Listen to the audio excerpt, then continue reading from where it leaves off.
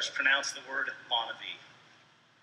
For me, it will always be Monavie. The good life, or tree of life, is what the word means.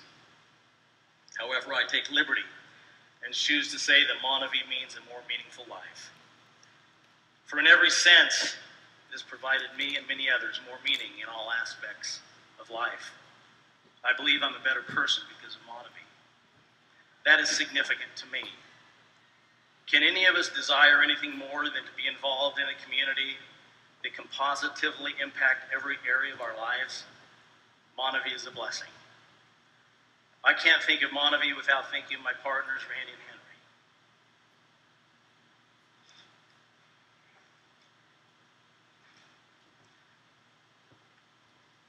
We've been through heaven and hell these last 8+ years since Monavie launched in 2005.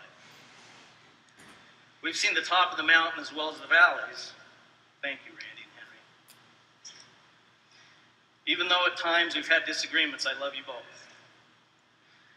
But in the deepest crevices of my soul, Monavie to me is a story of faith and redemption.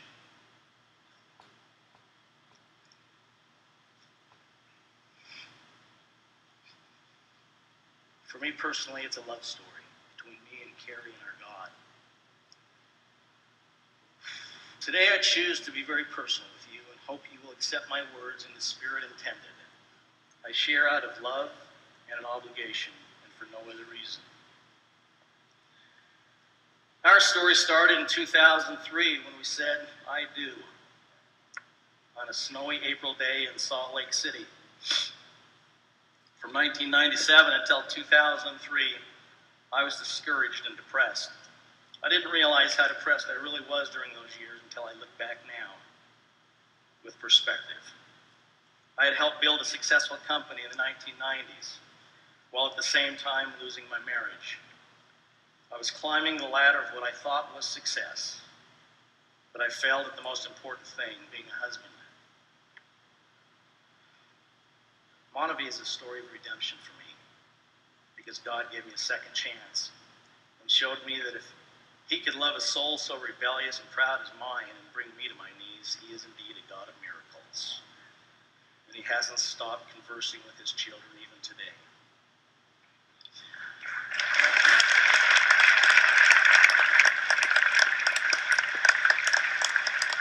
With our vows completed, Carrie and I brought our 9 children together.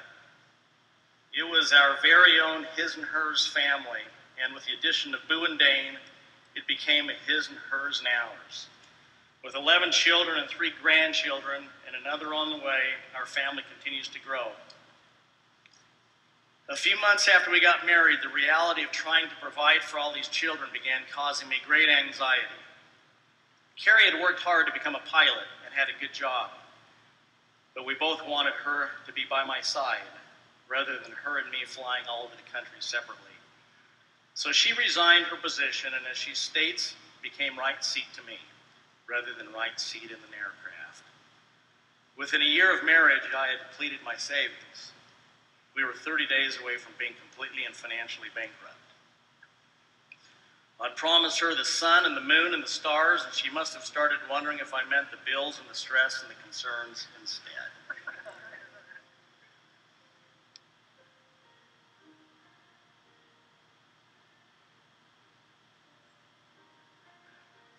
In October 2004, after I'd been sufficiently stripped of pride and ego, I finally fell to my knees with Carrie, and together we prayed more earnestly than we'd ever prayed in our lives. The prayer went something like this: Dear God, you brought us together. We need your help. We have 8 living children to feed, and we are weeks away from being completely out of money. Please, God, we have made our share of mistakes in life, but we believe you brought us together for another chance at life, to finish strong and with honor. We promise that if you'll send help, we will be faithful to your will, whatever that might be. Everywhere we go, we will attempt to bring honor to you and serve you to the best of our abilities. In this prayer, I made some additional promises to God and to Carrie. I promised that we would always give back. In doing so, I asked that God send his best to us. to surround our lives with exceptional people. I wanted Carrie to be around only the best. My memory may not be completely accurate on this, but as I remember, it was 7 days later that a good friend of mine, Mark Ewell, called me and introduced me to the acai berry. The number 7 is significant because biblically is the perfect number, and in this case, the timing of his call and what transpired in the next 3 months couldn't have been more perfectly orchestrated. Roughly 90 days later, on January 5th, 2005, Monavie was born.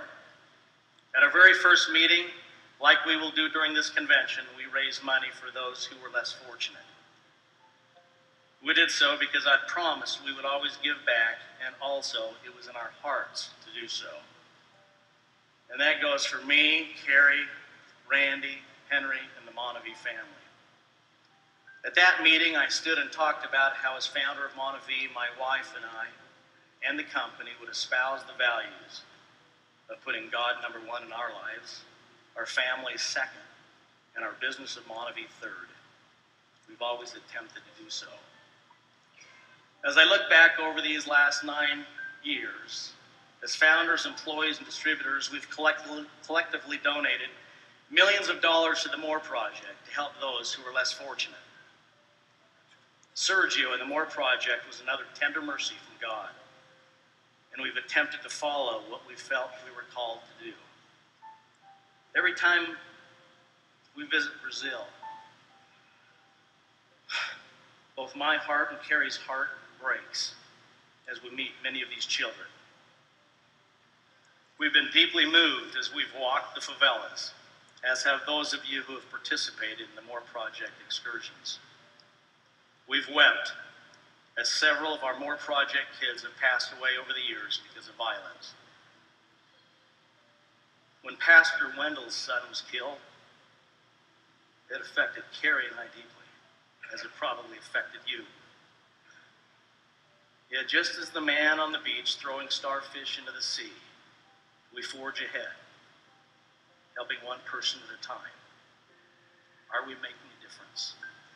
I believe we are, and more importantly to me, I believe we are honoring God. For he has said, "Inasmuch as ye have done it unto one of the least of these, ye have done it unto me." Through Monavie, I've learned to love deeper than I've ever loved. Carrie and I have been blessed to love so many who are no longer with us. I will never forget the trip to St. Jude's Hospital to visit with Lily, along with the Calebs and the Roushes. If there were others with us, I apologize. I'm desperately waiting for a memory product to come out. After all, I am 54, as Mauricio aptly stated. Lily has since gone back home, where she is no longer plagued with disease and death. A few months ago, we were blessed to fly with Katie to Arizona, as Henry had a few weeks earlier, to visit with Ruth Van Buren, who has likewise gone back home. These precious souls and so many others that we've met through the years have turned the tables on us, as in the end, we were the ones who were blessed as we spent time with them. We've learned that it's so true that you love deepest those you serve. We are so grateful for all the choice experiences we've had along this journey, and we are so grateful to hear the stories of how you've reached out and helped others who have heavy hearts. There is no more important work in this life than serving others in need, which encompasses all of us. Thank you from the bottom of our hearts for the service and love to others that you share and the comfort you provide them in their greatest time of need. I asked God to send his very best to us, and he has. My heart is so tender to the Monavie family all over the world who are givers and who have come along with us on this journey. From America to Poland, where we were blessed to meet a precious Ruby executive who is working diligently to provide for her daughter after the murder of her husband.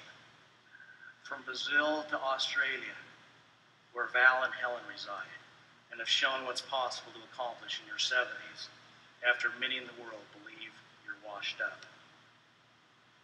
From Malaysia to Korea to Japan, where we were crushed with love and admiration on that day when we traveled to Sendai, where we were blessed to serve meals with our Japanese leadership to hundreds who were left homeless after the tsunami just days earlier. These and many more similar experiences caused me to declare that God has done what I asked him to do. He has indeed sent me and Carrie his best. He surrounded us with givers, not takers, lifters, not leaners. I don't know the words in the English language that would allow me to articulate the smallest part of my heart for the way in which you've inspired me through the years. Along the journey, my heart has been broken more than once, and Carrie and I have spent many long hours in bed as some of our associations came to an end, and some chose to leave Monavie for whatever reason. The human side of me has gotten upset at times, and there have been times when I felt betrayed. However, like everything else in life, things happen for a reason, and there is a time and a season for all things. I now try to simply be grateful for all who have laid 1 brick or 1,000 bricks on the foundation of Monavie. If they were here today, I would ask them to let their bricks remain, rather than trying to destroy those bricks for those who desire to remain on the Monavie journey and for those who will follow after us. Who am I to cast aspersion or to begrudge someone when I have made poor, foolish, and painful choices throughout my life? Instead, if they were here today, I would hug them and thank them and wish them well. If you ever see me or hear me saying anything that is less than positive of anyone, please bring it to my attention. It's not right to do so, and I apologize to anyone within the sound of my voice for whom I've offended, except for when I told Mauricio that the Red Sox are far superior.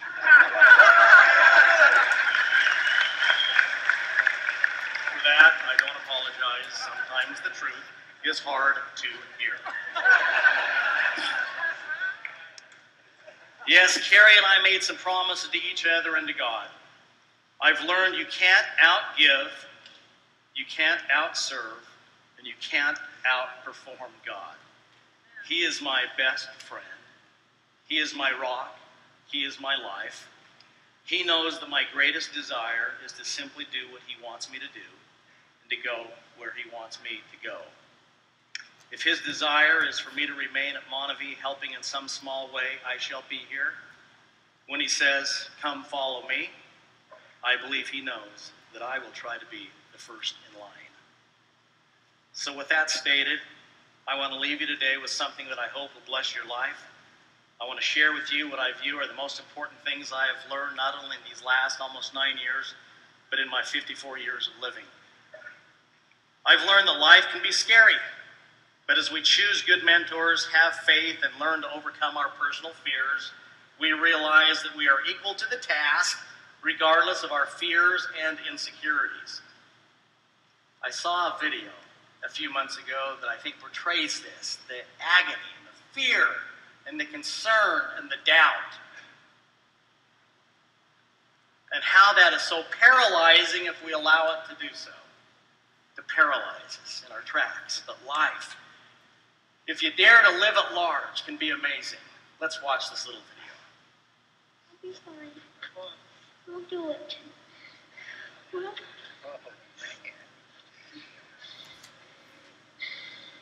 here goes something, I guess. Okay, you can do this.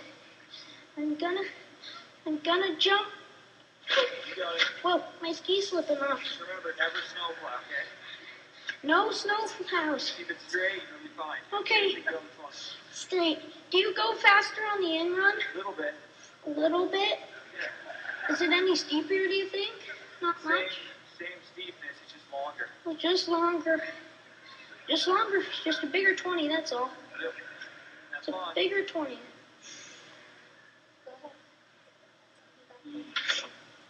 got it.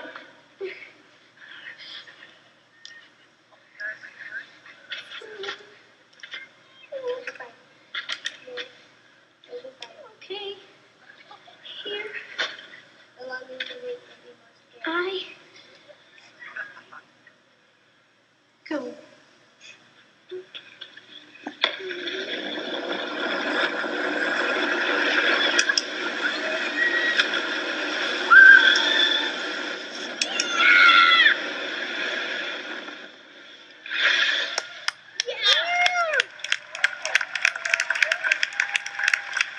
This is expensive to top it the first time kids see out.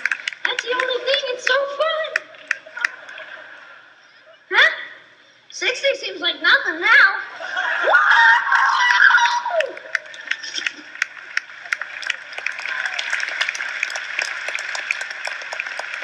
At the end of our lives, we don't want to still be standing on top of the ski hill, jump frozen because of fear. We want to look back and say, woo! We did it. I did it. I overcame through faith, and I lived life to the fullest. Perhaps most importantly in my life, I'm really trying to no longer make it about me. I've tried to go from living on me planet, as Brian Regan would call it, to living on his planet instead. I've learned that all things in life are easier and better, not that they'll ever be perfect, and not that I won't continue to make tons of mistakes, but things go better for me when I surrender myself. I've learned to ask God to be near me. I speak to him as a friend speaks to a friend. And I speak to him throughout the day. I've learned to go to him with specific requests rather than general things. I've asked him for things in return. I've told him what I was willing to do on my end. I view my life as not only a gift from God, but a partnership with God.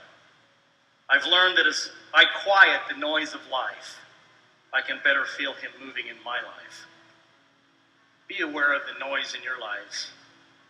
Be intimately aware of how you are spending your precious time. And do all in your power to remove the noise from your life and attempt to go from doing good things to doing the most important things. I've learned that I let myself and others down almost daily, but that God is ever patient with me and all of us. But at least I'm aware and I'm committed to improving. We are imperfect beings, and we shouldn't expect ourselves or others to be perfect. People will let you down, and it will seem as though the world is conspiring against you at times. But I've personally learned that God never has, nor will he ever let me or any of you down. We may not understand, because our eyes are not yet fully open, why things turn out a certain way. But in time, our eyes will be fully open. I always have said that the N in Monavie stands for the North Star. But I've learned that God is the true North Star. And we would be wise in a world of change to look to him. I've learned that getting recognized as National Entrepreneur of the Year and having Monavie recognized as the fastest growing company in Utah over a 5-year period, and having accolades in Inc. magazine, and having professional athletes drinking our products on a national stage can be pretty heady stuff, and the world is your oyster when you're soaring. I've also learned how fleeting all these shallow things really are. Conversely, I've learned that when the inevitable winds of change occur, and you face a headwind, many so-called friends, or many who promise they would never leave your side, will in fact leave you. They just will, and I've stopped fretting over the reasons why. Just like the birds eat some of the seeds that are planted, we can forever ask ourselves why that happens. Or we can nurture and prune, and eventually have a bounteous harvest with the seeds that take root and grow to produce fruit. But when you feel as though the world has left you, here's the really good news: God didn't. The key is to remember God in the tailwind as well as the headwind. And as you do so, you will realize that he will continue to remember you. I've learned that the world is an amazing place, and that regardless of race or religion, The vast majority of people in the world want to do good, but simply lack someone or something to follow. They are confused because life is confusing. But the tens of thousands of people I've seen come up to stages like this to donate a baht, a yen, a pound, a peso, or $1 or more have reminded me that we all come from the same source of light and knowledge. We are offspring of God who created us, and whether you believe it or not, I believe, more than I believe I am standing here right now, that God loves you, and you are his greatest dream.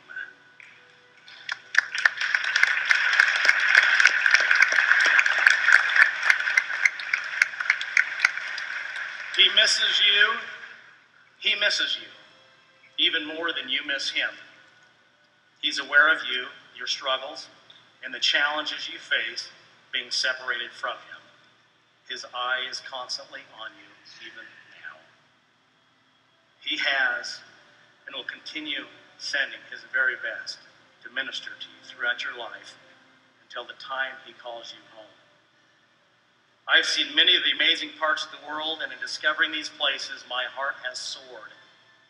With Carrie's, as our breath has been taken away looking out over the Swiss Alps, Iguazu Falls, the Cliffs of Moher, the glaciers in Alaska, Mars Hill in Athens, and so many other amazing places. And what's more, we've been able to experience these places with our children, and many of you. Yes, I've learned that the world is beautiful, and it's available for all of us to enjoy and experience.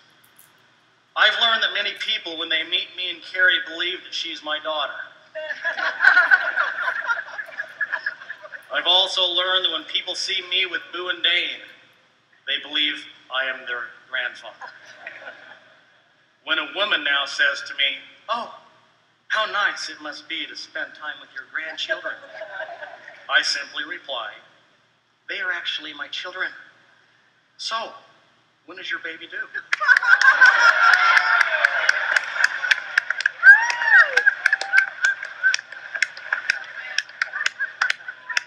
Then they clearly understand how piercing to the core words truly can be. I'm just kidding. I really have never done that, although I have thought about it, and I still haven't.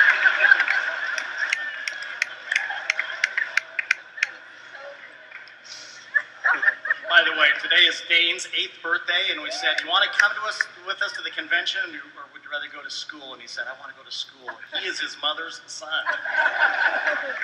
I've learned that you get what you focus on in life, and I also believe that because of the distractions and the noise found in our world in 2013, that success in life probably requires greater focus for us than it has for any other generation. But all things are possible still to those who believe and put action behind that belief. Speaking of which, I've learned that believing is seeing, not the other way around. You must believe it if you want to see it. So I would ask you, what is it that you believe? Because you will inevitably see and live the things you believe. Some of us may need to change what we believe if we want to see things differently and see things as they really are. I've learned that the greatest blessings in life aren't bought with money.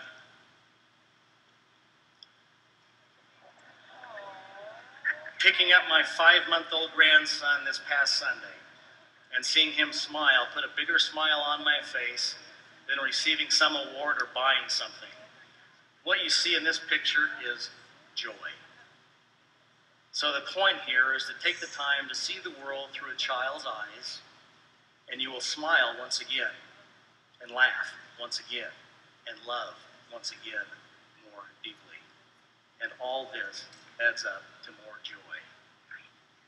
I've learned that this dash called life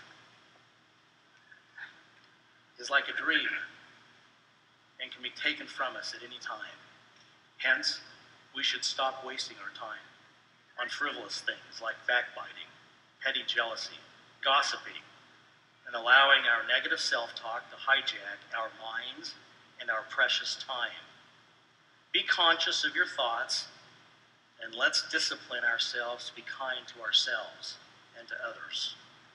Tell those you love that you love them. You can't tell them that enough. Say sorry when you've done wrong. Ask for forgiveness from those you've offended, and attempt to right any wrong where possible. I've learned that there is an enormous difference between existing and living life is what I attempt to do.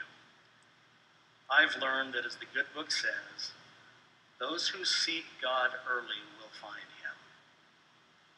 So I'm learning to get up earlier in the morning, to have some quiet solitude. This is when I read, write, ponder, and pray. In doing so, I hope to find him closer to me throughout my day, resulting in a more peaceful, meaningful day. Doing these things day after day will result in you experiencing more meaningful days, more meaningful weeks, months, and years. And all added up will result in you living a more meaningful life. I've learned that I'm happier when I'm laughing, loving, and serving, and that when I'm self-absorbed on living on me planet, as I previously stated, I'm irritable and unhappy. Therefore, I'm striving to laugh, love, and serve on a daily basis. I've learned that these last 10 plus years of marriage in some ways seem like 30 years because of how far we've traveled and how busy we've been. But I've learned that God blessed me with the just right woman. She is my biggest cheerleader. She's always believed in me. She's been my angel of healing. And I love her deeply, as I love our children. I'm so grateful for each of my children and each of my relationships. Finally, I've learned to trust in the Lord and lean not to my own understanding. I listen to understand his will for my life and to lead my family. He has a plan for me, and he has a plan for you. None of us will get clarity on what those plans are as long as we aren't putting him first, as long as we let the noise of the world leave no room in our lives for quiet contemplation, meditation, and prayer, and as long as we choose to not plant a seed of faith in our hearts that he can communicate with us and we with him. Finally, I will do all I can for as long as I can to support Mauricio, Katie, and Monavie, but he also knows that I would give it all away if he asked it of me. I will leave the introduction of our new products and our promotions and trips to others. Monavie is fun. These Jeeps look pretty neat. It's all good. But at the end of the day, it's never been about the fun, the trips, the cars, and even all about the product for me. It's always been about the people. And most importantly, it's been about Carrie and me doing what we said we would do, acting in faith that he would help us when we most earnestly sought him on our knees in 2004. He has answered our prayers as he will answer your prayers and supplications if you but believe and follow through on your end of the agreement. We live in a time where communication tools make it easier to communicate than at any time in the earth's existence. Yet we are a civilization more alone than ever. The world needs Monavie, or more importantly, or accurately stated, each one of us who is in the world has a need to reach out for community, for love, for acceptance and validation. Yes, I love Monavie. Yes, a more meaningful life is a worthy aspiration. In loving and serving our families and others through Monavie, we can indeed live a more meaningful life and help others live more meaningful lives. The good news is that Monavie can help fill some of this void deep in our souls and help us live a more meaningful life by doing what I've outlined today. However, my fondest personal hope, belief, and prayer for me and for all of us is that when this dream called life comes to an end, whether it's today or 50 years from now, we can return to God with honor, leaving nothing undone. I believe at that moment we will realize how close he has always been. I said that Monavie was a love story because it is. He never gave up on me. He has been with me as he has been with you. We will never completely fill the hole inside of our hearts while we are separated from him who breathed life into us. So today, I discharge once again the promise I made to him in 2004 that I will put him first and always speak of him. I have done so today. I love him with all my heart and pray that he accepts my words to you as I've asked for his help in delivering a message to you that would be meaningful and give hope for a brighter day. May God's choicest blessings be with you all. Let's continue this journey together to a more meaningful life, believing in the end that it will elevate us to a more meaningful place.